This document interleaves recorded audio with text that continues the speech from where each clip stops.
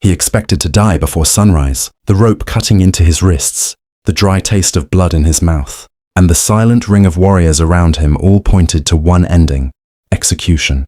There was no shouting, no chaos, just a heavy, deliberate calm that made everything feel final. He had seen death before, dealt it even, but never like this. Never so controlled, so certain. Every glance he caught from the men watching him carried quiet judgment, as if his fate had already been decided long before he arrived. He replayed the ambush in his mind, the dust, the sudden arrows, the confusion, and how quickly everything had fallen apart. One moment he was riding with his crew, the next he was the only one left, dragged into a world he didn't understand. Out here, there were no negotiations, no second chances. At least, that's what he believed. But then something shifted. Through the fading light, as the sky turned deep orange and shadows stretched across the camp, a woman stepped forward. She didn't rush, didn't hesitate. Her presence alone seemed to quiet the space even more. While the others looked at him with cold certainty, she looked at him differently, not with mercy exactly, but with a kind of measured curiosity. Her eyes didn't see just a prisoner. They saw something else, something he couldn't yet understand. For the first time since being captured, doubt crept into his certainty. Not about dying, but about whether that ending was as inevitable as he thought. He had always thought of himself as a man who understood danger. Years on the trail had hardened him. Long days under a burning sun, nights spent with one eye open, never fully trusting the men riding beside him. Work had never been steady, and loyalty even less so. He'd been a ranch hand, a cattle driver, sometimes just a hired gun when money got tight. Survival to him was simple: stay sharp, move fast, trust no one. But tied to that post, hands numb and shoulders aching, he realized how little any of that mattered now. They had ridden into this land thinking it was just another stretch of open ground. No markers, no warnings, just miles of dry earth and silence. By the time they understood whose territory they had crossed, it was already too late. The attack had been swift, almost precise. No wasted movement, no wild chaos. Just arrows from nowhere, riders closing in like shadows. He remembered the panic in his crew, the shouting, the gunfire that seemed loud and useless against something so controlled. One by one they went down. He didn't even remember how he'd been captured. Just the moment he woke up, bound and surrounded. The desert no longer feeling empty, but claimed. All his life he'd been told stories about tribes like this. Dangerous, ruthless, unpredictable. Men who killed without hesitation. He had believed those stories without question, the same way everyone else did. But sitting there now, watching them move through their camp, something didn't line up. There was no frenzy here, no cruelty for the sake of it. People moved with purpose, quiet, deliberate. Children laughed somewhere in the distance. Women worked without fear. And the warriors who guarded him didn't taunt or provoke. They simply watched, as if he were already part of a decision made long ago. For the first time, a thought unsettled him more than the idea of dying. Maybe he hadn't understood this world at all. Time passed differently when you were tied up and waiting to die. Not slower, just heavier. Every sound carried weight, every movement meant something. From where he sat, he could see most of the camp. At first, he forced himself not to look, thinking it didn't matter. But the longer he sat there, the harder it became to ignore what was right in front of him. This wasn't chaos. It wasn't the wild, lawless place he had always imagined. Children ran past him at one point, laughing, chasing each other through the dust as if he wasn't even there. A woman called out to them, her voice firm but not harsh. Nearby, two men worked silently, repairing something with careful hands, speaking only when necessary. Even the warriors stationed around him didn't act like men waiting for blood. They stood alert, disciplined, saying little, their focus sharp but controlled. It didn't fit the stories he'd grown up hearing. Then she appeared again. He noticed her before she reached him. Not because she tried to be seen, but because everything around her seemed to settle when she moved. She carried a small bowl and knelt beside him without asking permission from anyone. That alone told him something about her place here. Up close, he could see more clearly now. Her expression wasn't soft, but it wasn't hard either. It was steady, like she was measuring something he couldn't see. She held the bowl up slightly, offering water. For a second he hesitated, not out of pride but confusion. This wasn't how things were supposed to go, not for a man in his position. Still, his throat burned enough to push doubt aside. He leaned forward just enough, and she tilted the bowl carefully so he could drink. No wasted movement, no unnecessary words. When he pulled back, she studied his face. as if reading something deeper than his exhaustion. Then, without warning, she reached for the rope at his wrists. His body tensed instantly.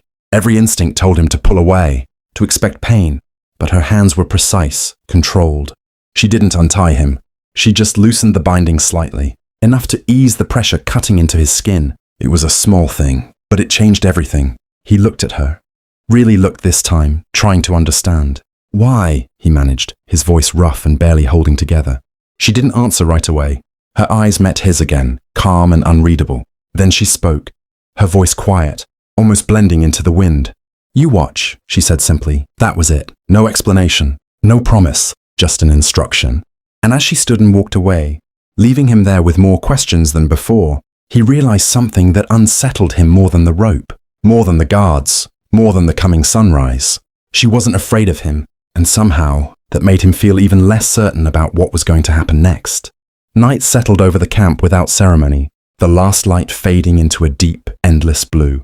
The air turned cooler, but the tension didn't ease. If anything, it sharpened. Fires flickered to life across the camp, casting long shadows that moved like silent figures on the ground. He kept his head low, eyes half closed, but he listened. Voices carried in the stillness, low, controlled, deliberate.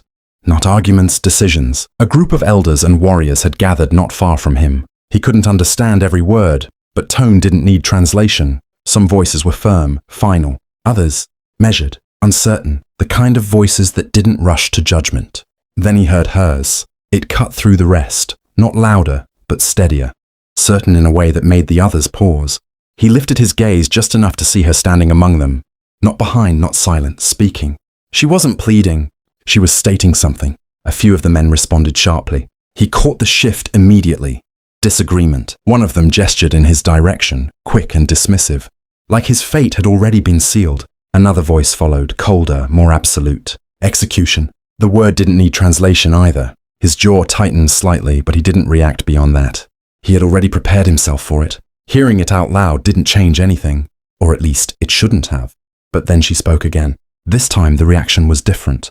Silence. Not complete, but enough to matter. She stepped forward, saying something slower, more deliberate. Her tone didn't rise, didn't challenge. It held its ground. Whatever she was arguing, she believed it fully. And that belief made the others listen, even if they didn't agree. He couldn't understand the words, but he understood the shift. This wasn't about mercy. This was about judgment. Real judgment. One of the older men responded, his voice low, questioning. Another followed, less hostile now. The sharp edge in the conversation dulled, replaced by something heavier. Consideration. For the first time since he'd been captured, his fate didn't feel fixed. It felt undecided. That realization hit harder than fear ever had. He had spent his whole life believing survival came down to strength, speed, or luck. But here, tied to a post in the middle of unfamiliar land, none of that mattered. His life now rested in something far more fragile. A decision, and more than that, in her. He exhaled slowly, barely noticing he'd been holding his breath. His mind, once resigned, now refused to stay still. Questions pushed in where acceptance used to sit. Why him? Why now? What had she seen that no one else had? Across the firelight, she turned slightly, her gaze passing over the group, and landing on him, just for a moment. No signal, no reassurance, but it was enough. Because in that single glance, he understood something that changed everything. She wasn't trying to save him blindly. She was giving him a chance. And whether he lived or died next would depend on what he did with it. The night didn't end with that conversation. It only changed the rules. He felt it in the way the guards watched him now. Not with finality, but with attention, like they were waiting for something, measuring. And sometime before dawn, she came back. No firelight this time, just the faint grey of early morning, the kind that made everything feel quieter than it really was. She crouched beside him again, close enough that he could see the faint lines of fatigue in her face, but her eyes were as steady as before. For a moment, neither of them spoke. Then she gestured lightly toward his chest. "You," she said, choosing the word carefully. "Not same." He frowned slightly, trying to follow. Not same as who? She glanced briefly toward the rest of the camp. Others, guns, fire. Her expression hardened just a fraction. "You watched." It took him a second, but then it clicked. She had seen him during the ambush, seen that he hadn't fired the way the others had, that he hesitated, that he wasn't leading the violence. "I didn't come here to fight," he said quietly. "Was just work." She studied him again. searching for something deeper than the words. A lie, maybe, or proof. Many say that, she replied. He gave a faint, tired breath. Yeah, I figured. Silence settled again, but it wasn't empty. It felt like something being weighed. Then she reached down and adjusted the rope once more, not loosening it much this time, just enough to remind him that what she was doing wasn't kindness. It was control, precision. You live, she said simply, if they see. See what? He asked. Her gaze didn't shift. Truth. That word lingered. Before he could ask anything else, she stood again, scanning the camp briefly before looking back down at him one last time. You choose now, she added. And then she walked away. When the sun finally broke over the horizon, everything moved quickly. He was untied, not freed, but pulled to his feet and led toward the center of the camp. Every step felt heavier than the last, not because of fear, but because he understood now that this wasn't an execution. It was something else. A circle had formed. Warriors, elders, even some of the women standing just beyond. No noise, no chaos, just expectation. He was pushed forward slightly, left standing on his own. An older man stepped ahead, his presence commanding without effort. He spoke, slow and deliberate, his voice carrying across the circle. The cowboy didn't understand the words, but he understood the structure. This was judgment. A few others spoke after him, shorter, sharper. One of them glanced at him with clear distrust, his tone unmistakably against him. Another voice followed, less certain but not supportive either. Then she stepped forward. She didn't speak immediately, just stood there for a second, letting the silence settle before she said anything at all. When she did, it was calm, focused. She gestured toward him once, then toward the land beyond the camp. Her words were longer this time, more detailed. She wasn't asking for his freedom, he could feel that much. She was asking for a test. The reaction was immediate, a ripple through the circle. Some voices rose, not shouting, but firm disagreement. One man stepped forward slightly, his expression hard, clearly opposed. The older man raised his hand. Silence returned. He listened, considered, then looked at the cowboy directly for the first time. That gaze held longer than expected. Then he spoke again, short, final. The decision was made. They didn't explain it to him. They didn't need to. A warrior stepped forward and tossed something at his feet. A small blade. Not a weapon meant for fighting, but for use. Practical. Another pointed toward the edge of the camp, where the land stretched out into rough terrain. He looked back once instinctively. She was already watching him. No reassurance, no nod. Just that same steady look. You choose now. Her words came back to him. This wasn't about proving strength. It was about proving something else entirely. He bent down slowly, picked up the blade, and turned toward the direction they had given him. No one stopped him. No one guided him. They were watching to see what he would do when no one was forcing him anymore. And for the first time in his life, he understood something clearly. This wasn't about surviving them.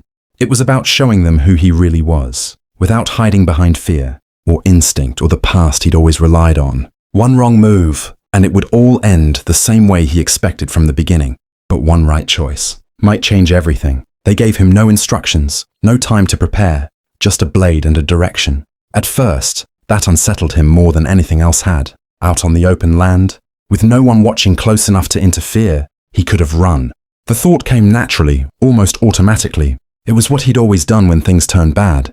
Move fast, disappear, survive. But he didn't, because he understood now.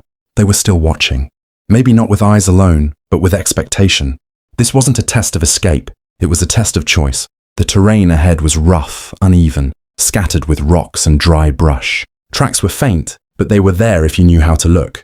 Old instincts kicked in, not the violent ones, but the quieter skills he'd picked up over years on the trail. Reading the ground, noticing what others missed. He followed the signs carefully. It didn't take long before he realized what they had sent him toward. A wounded animal, a deer caught badly, its leg twisted, bleeding, struggling, but too weak to move far. It thrashed slightly when he approached, panic in its movements, fear sharp and raw. He froze. This wasn't about survival in the way he expected. He looked down at the blade in his hand, then back at the animal. Two choices: end it quickly or walk away. His grip tightened slightly, not out of aggression, but hesitation. Back in his world, this wouldn't have been a question. You did what was practical, what was efficient. No room for doubt. But this place wasn't his world, and this wasn't just about what he could do. It was about what he would do when no one told him which choice was right. He stepped closer slowly, keeping his movements calm to avoid making the animal panic more. Its breathing was shallow, uneven. It wasn't going to survive like this. Not for long. He could see that clearly. He knelt down beside it, his expression tightening. Not from fear, but from understanding. "This ain't your fault," he muttered under his breath. More to himself than anything else. The blade felt heavier now. For a moment he thought about leaving it, walking away, letting nature take its course. That would have been easier. Less responsibility, but that wouldn't be truth. That would be avoidance. He exhaled slowly, steadying himself, then reached forward with controlled hands. No rush, no hesitation this time. When he acted, it was quick, clean, respectful. The animal went still. Silence followed. He stayed there for a second longer than he needed to, his hand resting lightly against its side, not out of ritual, but something close to it. Then he stood. There was no sense of victory, no pride, just a quiet understanding. He cleaned the blade against the dry earth, not out of habit, but intention. Every movement deliberate, visible, honest. When he turned back toward the camp, he didn't rush. He walked. By the time he returned, the circle had formed again. They had been waiting. Every eye was on him as he stepped back into the center, the same way he had earlier, but something felt different now. Not safer, just clearer. The older man stepped forward again, his gaze fixed on him. A few words were spoken, short, direct, then silence. They were waiting for something. Not a speech, not an explanation, just truth. He held the blade loosely at his side, then after a brief pause, he knelt slightly and placed it on the ground in front of him. Not as surrender, as an answer. A murmur moved through the circle. Quiet, restrained, but noticeable. Some faces remained hard, unchanged. Others, less certain now. Then she stepped forward. Her eyes moved from the blade to him. No surprise, no approval, just recognition. She spoke again, her voice steady, carrying just enough for the others to hear. This time, there was less resistance when she finished. Not gone, but weaker. The older man looked at her, then back at the cowboy. The silence stretched longer this time. Then finally, he nodded. Once, the decision settled over the camp, without a word needing to explain it. No execution, no immediate release either. Something in between. The guards stepped back, not fully, but enough to change the space around him.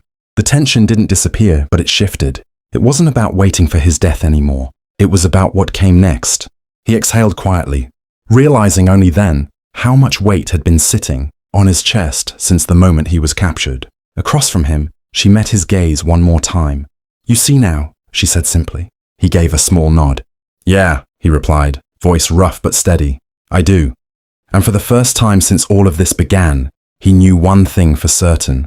He wasn't alive because he fought. He was alive because when it mattered most, he chose who he was. The decision didn't bring relief the way he expected. No one celebrated. No one spoke to him. The circle broke apart as quietly as it had formed, each person returning to their place as if nothing extraordinary had happened. But everything had changed. He could feel it in the space around him. The guards no longer stood as close, not gone, just farther back, watching, still, measuring. He was alive, but not free. That truth settled in slowly. Over the next few hours, the camp moved on. Yet he remained at the center of it in a different way now. Not as a man waiting to die, but as someone being observed.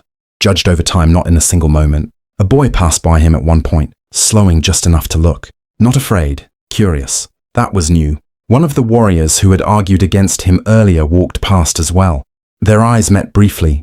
There was still distrust there, sharp and clear, but it wasn't as absolute as before. It had cracks in it now, small ones, but enough to matter. He understood what that meant. The test hadn't ended. It had just begun. By evening, he was given water again. This time, not by her, but by another member of the tribe.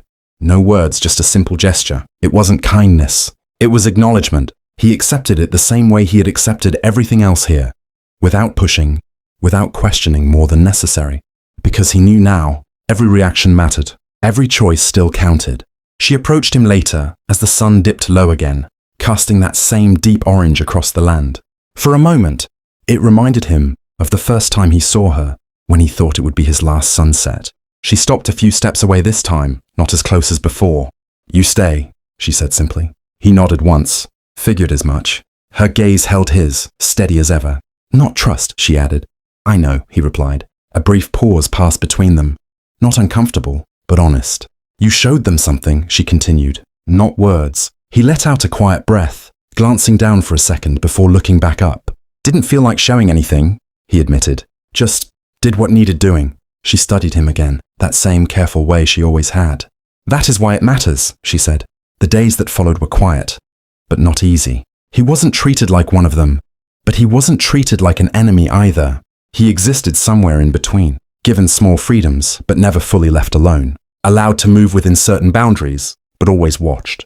And slowly, things shifted. Not all at once, not dramatically, but enough. A man who once avoided him now worked beside him for a short task. Saying nothing, but not leaving either. A woman handed him food without hesitation. The boy from earlier came closer the next time, standing just within reach before running off again.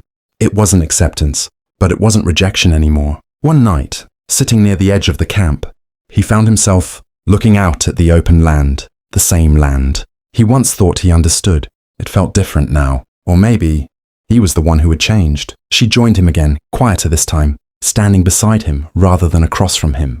You go soon, she said after a moment. He glanced at her. That a decision? She gave a small nod. You not belong here, but you not enemy. He took that in, letting the words settle. Didn't think I'd leave this place breathing, he admitted. You almost didn't, she replied calmly. A faint smile pulled at the corner of his mouth. Yeah, figured that too. Silence followed, but it wasn't empty. When the time came, it was just as quiet as everything else had been. No ceremony, no farewell gathering, just a direction given, a path out. The older man stood at a distance watching. Others did the same, not stopping him, not guiding him either, letting him walk. He turned once before leaving, not out of habit but intention. She was there, watching like she always had. No smile, no gesture, just that same steady presence. He gave a small nod. Not gratitude exactly, something deeper. Respect. Then he turned and kept walking.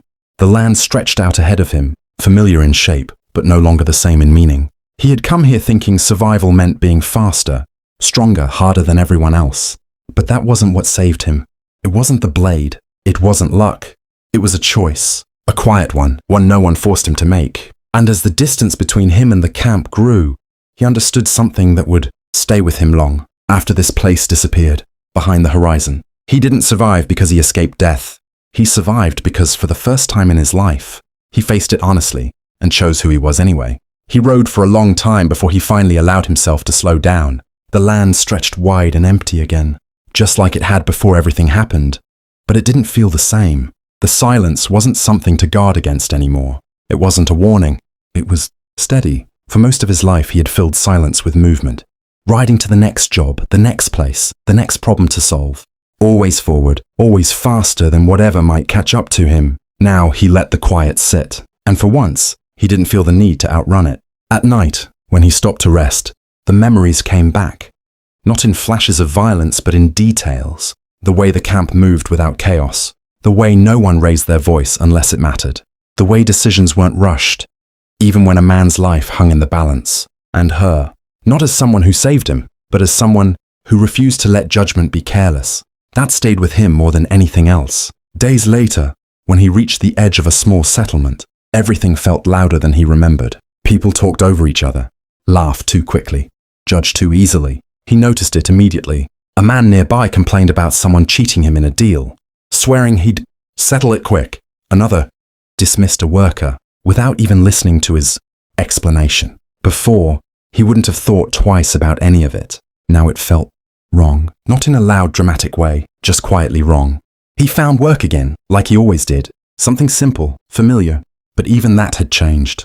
Where he once rushed decisions, he paused. Where he once assumed the worst, he watched a little longer. Where he once acted without thinking, he chose, deliberately. It wasn't something others noticed right away, but he did, and that was enough. One evening, sitting alone outside a small cabin he'd been allowed to use, he turned a small object over in his hand. The blade. They hadn't taken it back. At first, he thought it was an oversight, but the more he considered it, the more he understood. It wasn't forgotten. It was given, not as a weapon, as a reminder. He ran his thumb lightly along the edge. Not enough to cut, just enough to feel its presence. That moment in the open land came back to him clearly. The choice, the weight of it, the silence that followed. No one had told him what was right. No one had forced his hand, and somehow, that made it matter more. He leaned back, looking out at the horizon as the sun began to set again. The same deep orange sky. For a second, it almost felt like he was back there. But he wasn't. He was somewhere new now, and more importantly, he wasn't the same man who had been tied to that post, waiting for death with nothing left to decide. He had been given something out there. Not freedom, not mercy, something harder, a chance to see clearly and choose anyway. He let out a slow breath, steady and calm. There would be other decisions, other moments where things weren't simple, where no one told him what was right. That wouldn't change, but neither would this. The understanding that strength wasn't in acting fast, or hitting first, or surviving at any cost. It was in choosing who you were when it would be easier not to.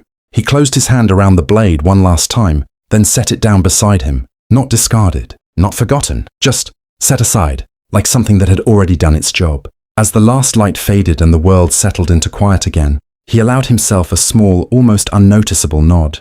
Not to anyone else, just to the man he had become. Because in the end, the thing that changed his fate forever wasn't the camp or the test or even her. It was the moment he stopped running from himself and chose to stand still long enough to see the truth.